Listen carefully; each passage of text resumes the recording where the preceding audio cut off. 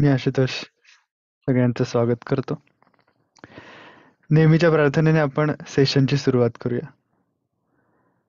अखंडमण्डलाकारं व्याप्तं येन चराचरं तत्पदं दर्शितं येन तस्मै श्रीगुरवे नमः. गुरुर्ब्रह्मा गुरुर्विष्णु गुरुर्देवो महेश्वरः गुरुः साक्षात् परब्रह्म तस्मै श्रीगुरवे नमः. शास्त्रज्ञं शास्त्रगम्यं च धर्मगम्यं च धार्मिकं निस्सङ्गं सकलाधारं भक्तं स्वात्मरतं तथा वाङ्मिनं शान्तमूर्तिं च भक्तदुःखप्रणाशनम् योगिनं माधवानन्दं सोऽहं रूपं नमाम्यहम्. ॐ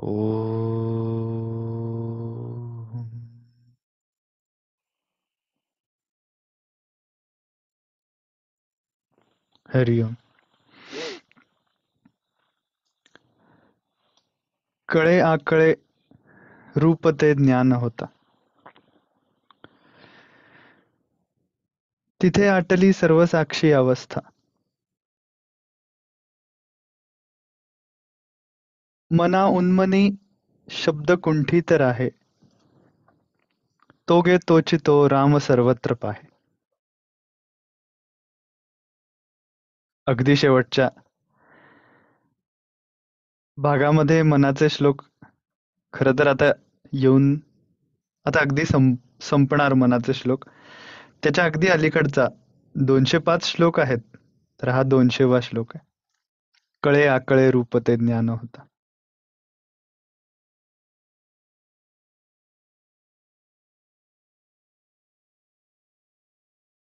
या कळे आकळे या 2 शब्दांमध्ये सुद्धा एक प्रक्रिया आहे.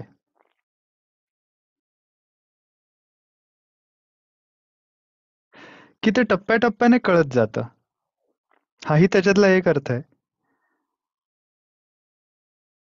झटकन एखाद्या क्षणाला ते एकदम कळूनच गेलं, साक्षात्कार होऊनच गेला एखाद्या व्यक्तीला. असं ते होत नाही. ते हळूहळू, हळूहळू, हळूहळू कळत जातं.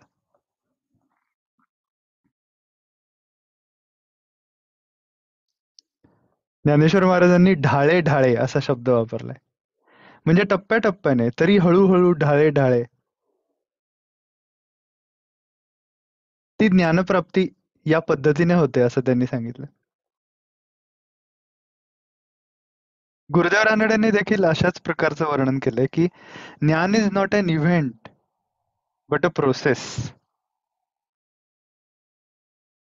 ज्ञान इज नॉट एन इव्हेंट, तो असा कधीतरी एकदा घडणारा इव्हेंट नाहीये. ती प्रोसेस आहे, ती प्रक्रिया आहे त्याच्यामध्ये.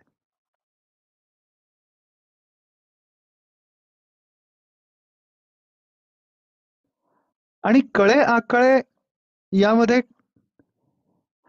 कळे हा जो शब्द आहे तो बौद्धिक दृष्टीने कळणं आहे त्यामध्ये. की प्रक्रिया समजून घेणे, बुद्धीने कळणे की ही अशी अशी प्रक्रिया आहे.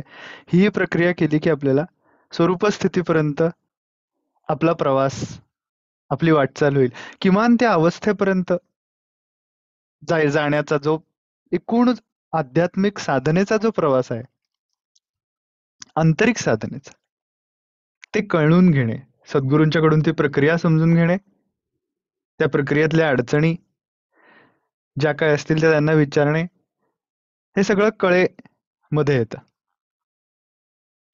आणि आकळे म्हणजे आकलन. कशाचं होतं आकलन? तर जसजसं आपलं मन अधिकाधिक शांत होत जातं, वृत्तीविरहित होत जातं, तसतसं आपल्याच आतमध्ये असलेल्या अस्तित्वाच्या जाणीवेचं आकलन होत जातं. मनाला कळायलाच लागतं की स्ववर अवधान ठेवायचं म्हणजे काय करायचं. आणि मग त्याला व्यवहारात सुद्धा हे करण्याची एक गोडी लागते, की स्ववरती अवधान आपण ठेवून बघूयात का? विशेष करून ज्यावेळेला आपलं सगळं छानच असतं, त्यावेळेला छान असतं म्हणजे आपण आनंदात असतो. आपल्या मनोभूमिकेला अनुरूप आणि अनुकूल असं आजूबाजूचं वातावरण असतं.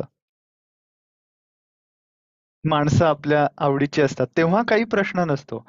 पण जेव्हा नको असलेली संगत असते आजूबाजूला, नको असलेली किंवा त्यांचे आणि आपले फारसे काही बाबतीत मतभेद आहेत आणि आपलं आणि त्यांचं जमणार नाही, कदाचित भांडण होईल का काय, अशी एक तणावजन्य परिस्थिती असते.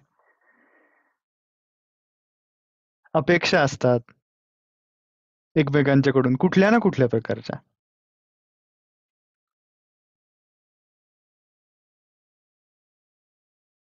अशा वेळेला किंवा कुठल्या तरी घटनेवरनं आपल्याला अचानक खूप राग येतो, पण तो प्रगट करता येत नाही. मग तो आतच कोंडून ठेवायला लागतो.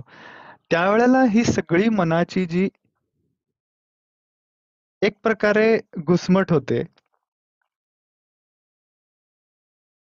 त्या सगळ्या गोष्टींच्यासाठी त्या ठिकाणी जर आपण स्ववर अवधान केंद्रित करू शकलो, कठीणच गोष्ट आहे. कारण का त्या क्षणाला ते जमणं, ते आधी सुचणं आणि मग ते जमणं ही कठीणच गोष्ट आहे. पण ते शांततेच्या काळात जर का केलेलं असेल, आधी त्याचा सराव झालेला असेल, शांतपणाने बसून करण्याचा, तर ते व्यवहार काळामध्ये थोडं तरी जमवू शकतं.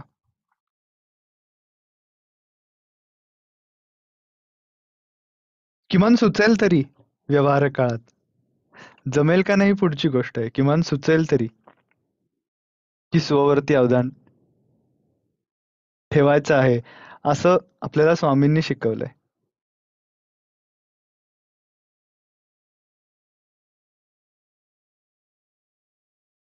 परंतु या सगळ्या गोष्टी या हळूहळू टप्प्याटप्प्याने होतात आणि हा सगळा भाग, ह्या सगळ्या प्रक्रियेचा भाग त्या आकळे, कळे आकळे या 2 शब्दात समर्थांनी खरं तर सांगून टाकलाय.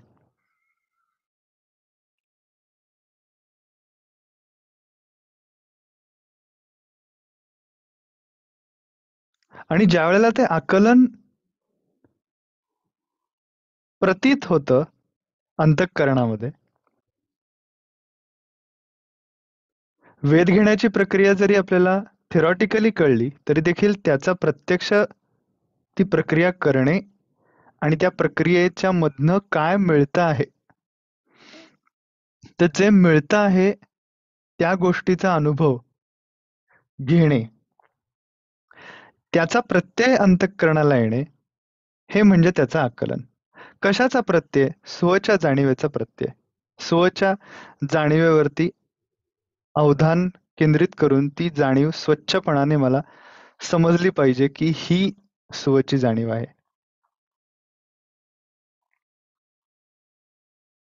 मग त्याच्याकडे वेगळेपणाने बघायचं नाही वगैरे. या गोष्टी, त्या गोष्टी या खरं तर जर का ती स्वची जाणीव ही वेगळेपणाने बघितली तर ती तशी प्रत्ययाला येऊ शकत नाही. याचं कारण का ती वेगळेपणामध्ये नाहीच आहे, मीच आहे ते. म्हणजे मला ज्यावेळेला मी स्व असं म्हणेन आणि स्ववर अवधान केंद्रित करायचं आहे, असा हेतू धरून मी अवधान माझ्या स्वच्या जाणीवेवर म्हणजे मी आहे असं म्हणल्यावर मला जे वाटतं त्या अस्तित्वाच्या भावावरतीच माझं अवधान केंद्रित करण्याचा प्रयत्न करेन. त्यावेळेला ही गोष्ट लक्षात येईल हळूहळू की विचार कसे थांबतात आणि ती शुद्ध अस्तित्वाच्या भावाची जाणीव आहे तशी राहून त्यामध्येच आपण राहतो. हे म्हणजे कसं होतं, हे तिथे ती प्रत्यक्ष प्रक्रिया केल्याशिवाय कळणार नाही. कारण का हे विचारांनी समजण्याची गोष्ट नाही आहे.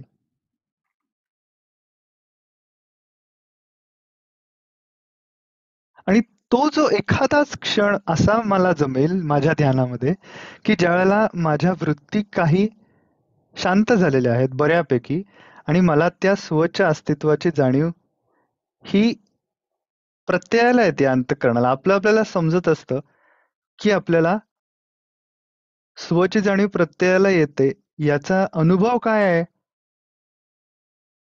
तर चित्ताची प्रसन्नता हा त्याचा मुख्य अनुभव आहे आणि एकमेव अनुभव आहे. एकमेव महत्वाचा असं म्हणावं लागेल. मग कुठलं दृश्य दिसतं, कुठले रंग दिसतात, कुठले आवाज ऐकू येतात, कोणीतरी एकदम येऊन डोक्यावर हात ठेवतं. ह्या सगळ्या गोष्टी या बाह्य आहेत आणि या पद्धतीने आत्मस्वरूपाची प्राप्ती कधी जन्मात होत नाही. ती प्राप्ती आपल्याला कशाकरता पाहिजे आहे हे सगळं? तर आपला मुख्य ध्येय समाधान हे आहे, की जे संसारातल्या इतर कुठल्याही गोष्टींनी मिळत नाही. खरं तसं तितकं शाश्वत मिळत नाही. ते जे मिळतं ते काही काळापुरतं असतं आणि ते दुसऱ्या कुठल्यातरी कारणामुळे असतं. ते कारण संपलं की ते समाधान निघून जातं आणि त्यामध्येच आपलं मन हे सतत त्या एका पारतंत्र्यात असतं एक प्रकारच्या, की कुठल्यातरी कारणामुळे मी आनंदी आहे.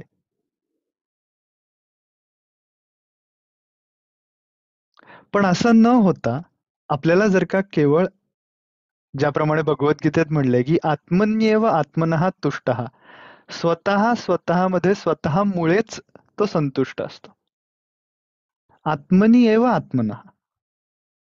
ते स्वतःमुळे संतुष्ट असणं म्हणजे काय?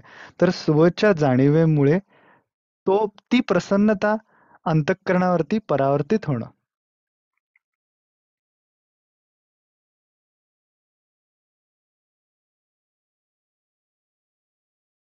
आणि या स्ववरती राहण्याचे विलक्षण परिणाम फार असतात. एक म्हणजे माणूस निरपेक्ष होत जातो हळूहळू. कारण स्वाभाविक आनंद माणसाला जसजसा आपल्याच आतमध्ये प्रत्ययाला येऊ लागतो, तसतसं बाहेरून कुठल्याही प्रकारचा आनंद मिळवण्याची त्याची एक प्रवृत्ती जी असते, तीच पाठीमागे फिरते.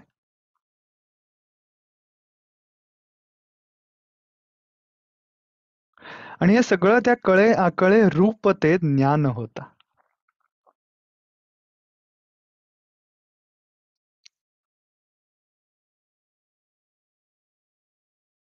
आणि ज्ञान म्हणजे काय? तर ते मगाशीच आपण बघितलं, की ज्ञान is not an event but a process.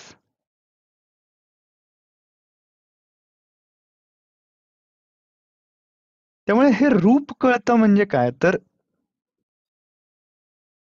त्याचं पुढे समर्थांनी खरं तर या श्लोकाच्या पुढच्याच भागात त्याचं उत्तर पण दिलेलं आहे, की कळे आकळे रूप ते ज्ञान होता. तिथे आटली सर्व साक्षी अवस्था.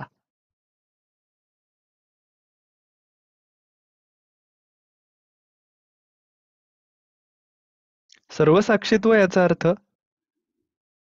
शांत बसल्यानंतर जे काही मनामध्ये विचार येतील, त्या विचारांच्याकडे साक्षीभावाने बघणे याचा अर्थ त्याला कुठल्याही प्रतिसादही न देणे आणि त्याला प्रतिकारही न करणे, की हा विचार आत्ता का आला?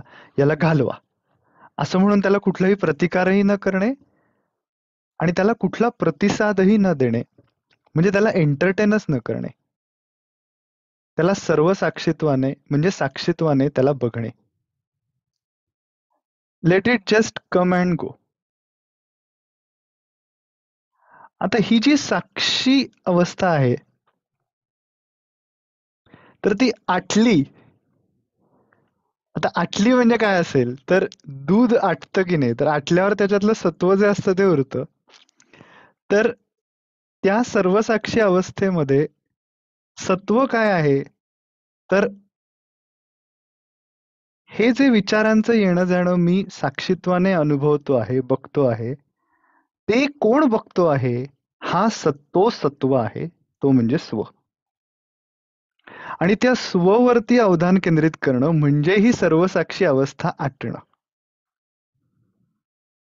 तिथे आटली सर्वसाक्षी अवस्था. मना उन्मनी शब्द कुंठी तर आहे. उन्मनी अवस्था, उत याचा अर्थ वरती, उद्धार म्हणजे वरती धारण करणे. काय वरती धारण करणे? तर अवधान वरती धारण करणे. वरती म्हणजे इथे, भ्रूमध्यपाशी. शरीराचा सगळ्यात वरचा भाग. म्हणजे मस्तकाचा मध्य आणि भ्रूमध्य.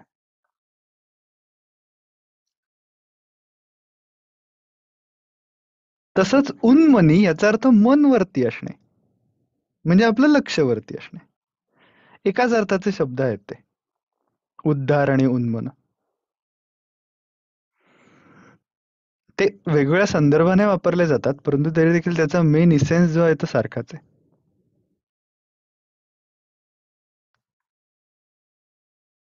तिथे आटली सर्व साक्षी अवस्था, मना उन्मनी शब्द कुंठित आहे.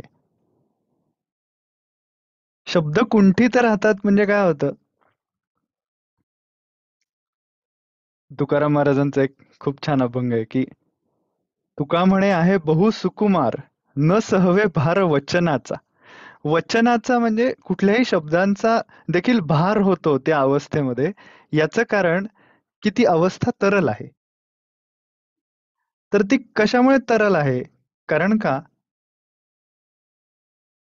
अवधान मी आता केंद्रित केलेलं आहे आणि स्वच्या अस्तित्वाची जी जाणीव आहे, त्या जाणीवेचा प्रत्यय अंतःकरणावरती येतोय, पण मला आता केवळ तो अनुभवच घ्यायचा आहे. मला कुठलाही शब्द जर का मी मनामध्ये उच्चारला, तर त्या अनुभवाला धक्का लागेल.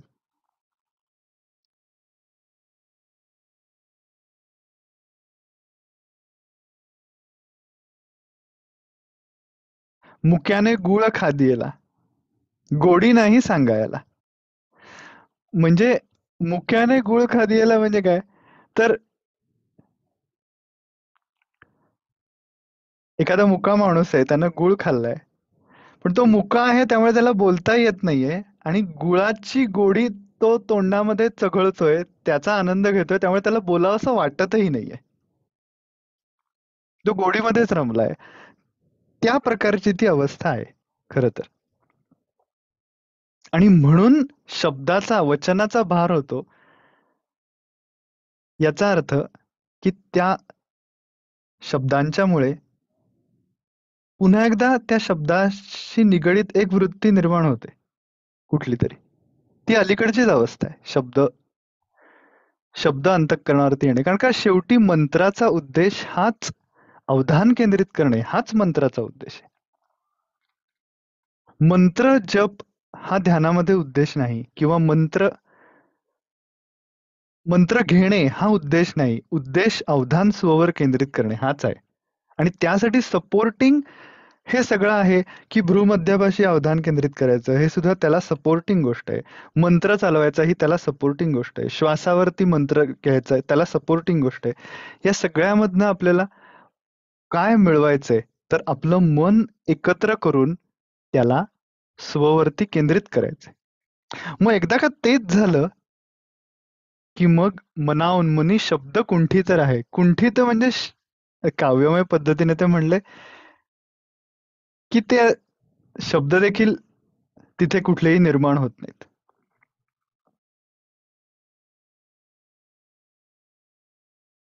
पण मग त्या अवस्थेमधनं माणूस खाली कशामुळे येतो? असाही एक प्रश्न निर्माण होण्याची शक्यता आहे याच्यामध्ये. की असं होतं तर मग एकदा झाल्यावर होऊनच जायला पाहिजे होतं. तसं ते तिथे राहत नाही याचं कारण मनाला त्याची अजून सवय नाही लागलेली. म्हणजे आपण जर का विचार करून बघितला तर दिवसभरातला आपण 15 मिनिटं हे करणार किंवा अर्धा तास हे करणार आणि उरलेले 23.5 तास 24 तासातले आपण ह्या प्रकारच्या अवस्थेमध्ये मनाला ठेवणार नाही. ते संसारात असणार आणि की जे नैसर्गिकही आहे, आवश्यकही आहे. तर मग त्या अर्ध्या तासात काहीतरी एखादा क्षण मला जाणीवेचा स्पर्श झाल्यानंतर ते तिथेच तसंच राहील, असं कसं म्हणता येईल? याचं कारण का ती अवस्था फार कठीण आहे. कारण का त्यामध्ये कुठल्याही वृत्ती नाहीयेत आणि एका अशा गोष्टीवरती अवधान केंद्रित करायचंय, की जिला रूप नाही, जिला गंध नाही, जिला स्पर्श करता येत नाही आणि जी शब्दांनी जाणता येत नाही. अशा कुठल्याही ज्ञानेंद्रियाने जिला जाणता येत नाही, अशी एक गोष्ट मी फोकस करायचा प्रयत्न करतोय. आता आपण जर का ही गोष्ट अशा पद्धतीने बघितली की शब्द स्पर्श रूप रस गंध या कुठल्याही ज्ञानेंद्रियाने जाणवणाऱ्या संवेदनांच्या माध्यमातून आपण अशा कुठल्या गोष्टींचा आपण समजून घेण्याचा प्रयत्न करतो, अशा अशा कुठल्या गोष्टी आहेत की ज्या या संवेदनांमधनं जाणल्या जात नाहीत. नाहीत जाणल्या जातात अशा अनेकच गोष्टी आहेत, सगळ्याच गोष्टी तशा आहेत, पण याच्यामध्ये बसत नाहीत अशा कुठल्या गोष्टी आहेत? तर ज्ञान ही एकमेव गोष्ट अशी आहे की जी याच्यामध्ये बसत नाही. आणि ते ज्ञान म्हणजे प्रकृतीचं देखील ज्ञान त्याच्यात इन्क्लुडेड आहे. याचं कारण का, जर का आपण असं म्हणलं की ग्रॅव्हिटीचं प्रिन्सिपल आपण नुकतेच शिकलेलो आहोत, तर ते ग्रॅव्हिटीचं प्रिन्सिपल जरी आपण शब्दांनी शिकलेलो असलो तरी देखील त्याचा अनुभव जो असतो, तो अनुभव आपल्याला समोरच्याला देता येत नाही तसाच्या तसा. त्याला तो कुठल्या तरी उदाहरणावरनं दाखवता येतो. पण आपल्याला जो तो अनुभव आलेला आहे, आपलं जे अंडरस्टँडिंग आहे, ते अंडरस्टँडिंग प्रत्येकाचं जे आहे, ती गोष्ट ते एका कोडेड फॉर्म मध्ये आपल्या अंतःकरणावरती प्रिंटेड असतं ते अंडरस्टँडिंग, की हे प्रिन्सिपल असं असं वर्क होतं. ते शब्दरूपात देखील नसतं खरं तर. त्या अंडरस्टँडिंग मधनं आपण त्या प्रिन्सिपलला शब्दरूप देतो. याचं कारण का ते कळलेलं असतं म्हणून. शब्दरूप मुख्य नाहीये, अंडरस्टँडिंग मुख्य आहे. तर अंडरस्टँडिंग म्हणजेच काय, तर ज्ञान.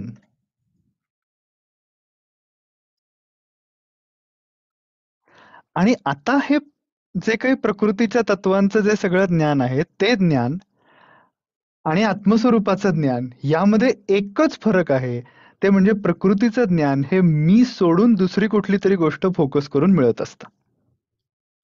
आणि आत्मस्वरूपाचं ज्ञान हे मी या अस्तित्वाच्या जाणीवेवरतीच अवधान केंद्रित करून मिळत असतं. ज्या ठिकाणी अवधान केंद्रित करू त्या ठिकाणचं ज्ञान होतं. आपलं मन ज्या ठिकाणी केंद्रित होईल त्या ठिकाणचं ज्ञान होतं. त्याप्रमाणे आपण जर ते स्वच्या जाणीवेवर केंद्रित केलं तर त्या ठिकाणचं ज्ञान होईल. इतकी साधी गोष्ट आहे, म्हणजे इतकी सरळ गोष्ट आहे साधी म्हणण्यापेक्षा.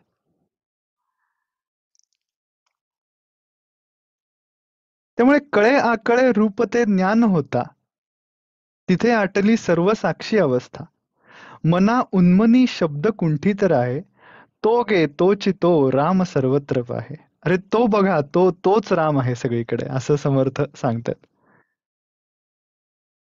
इथे ते आत्मारामाविषयी बोलतायत, ह्याच्यामध्ये काही शंकाच नाही. आणि तोची राम सर्वत्र पाहे असं अगदी ठासून सांगतायत. याचं कारण का, ही गोष्ट जी आहे ती प्रत्ययाला येणं ही आयुष्यातली सगळ्यात महत्वाची गोष्ट कशामुळे आहे, कारण का हे कायम माझ्याजवळ असणार आहे. यासाठी मला इतर कशावर अवलंबून राहायची गरज नाही.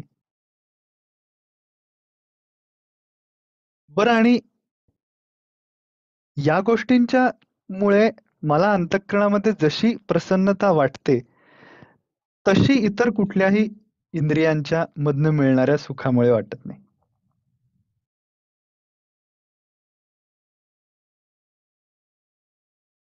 कारण त्या इंद्रियांमध्ये तशी ती क्षमताच नाहीये कुठल्याच.